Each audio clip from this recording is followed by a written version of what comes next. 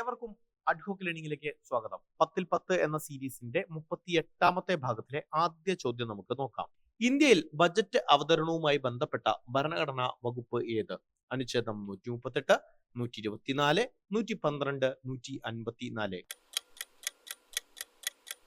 Option C ആണ് ഉത്തരം. ശരി ഉത്തരം 112ാമത്തെ അനുച്ഛേദം. അവിടെ ആനുവൽ ഫിനാൻഷ്യൽ സ്റ്റേറ്റ്മെന്റ് എന്നാണ് ബജറ്റിനെ പരാമർശിച്ചിരിക്കുന്നത്.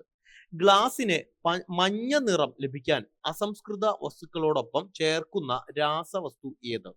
ഓപ്ഷൻസ്: ഫെറിക് സംയുക്തം, ഫെറസ് സംയുക്തം, കൊബാൾട്ട് ലവണങ്ങൾ, ക്രോമിയം. ശരി ഉത്തരം ഓപ്ഷൻ എ ആണ്, ഫെറിക് സംയുക്തം. ഇസോഹ ലൈൻസ് എന്നാൽ ഒരേ പോലുള്ള ഡാഷിനെ ബന്ധിപ്പിക്കുന്ന വരകളാണ്. ഓപ്ഷൻസ്: മേഘാവരണം, ലവണാംശം, സൂര്യരശ്മി, ഭൂകമ്പ തരംഗങ്ങൾ. ശരി ഉത്തരം ഓപ്ഷൻ ബി ആണ്, ലവണാംശം.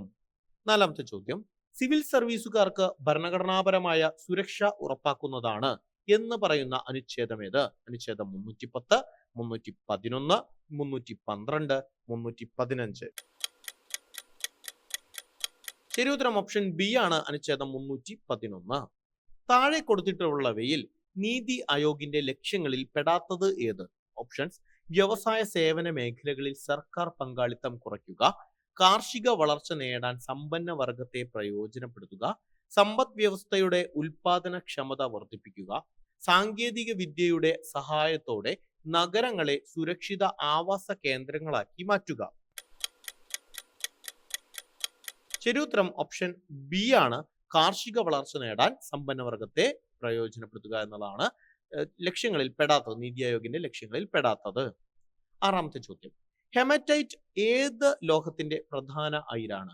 ഓപ്ഷൻസ്: സിങ്ക്, ഇരുമ്പ്, ടിൻ, അലുമിനിയം. ശരി ഉത്തരം ഓപ്ഷൻ ബി ആണ്, ഇരുമ്പ്. അഖിലേന്ത്യാ സേവനത്തിലെ അംഗങ്ങളുടെ സേവന വ്യവസ്ഥ നിർണയിക്കുന്നത് ഓപ്ഷൻസ്: ഇന്ത്യൻ രാഷ്ട്രപതിയാണോ, ഇന്ത്യൻ ഭരണഘടനയാണോ, ഇന്ത്യൻ പാർലമെന്റ് ആണോ, അതോ UPSC Union Public Service Commission ആണോ? ശരി ഉത്തരം ഓപ്ഷൻ സി ആണ്, ഇന്ത്യൻ പാർലമെന്റ്. അടുത്ത ചോദ്യം: ഇന്ത്യൻ സമ്പദ് വ്യവസ്ഥയിൽ പ്രാഥമിക മേഖലയിൽ ഉൾപ്പെടുന്ന സാമ്പത്തിക പ്രവർത്തനം ഏത്?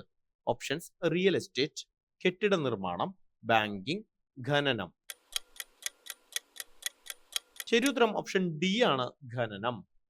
ഡിസ്ചാർജ് ലാമ്പ് അത് ഏത് വാതകം നിറച്ചാൽ ഓറഞ്ച് ചുവപ്പ് നിറത്തിലുള്ള പ്രകാശം ലഭിക്കും?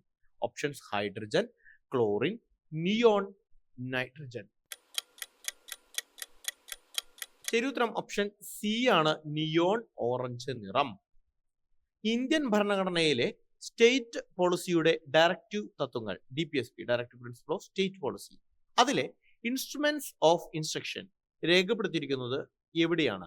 Options: 1909 India government act, 1919 India government act, 1935 India government act, 1947 India government act.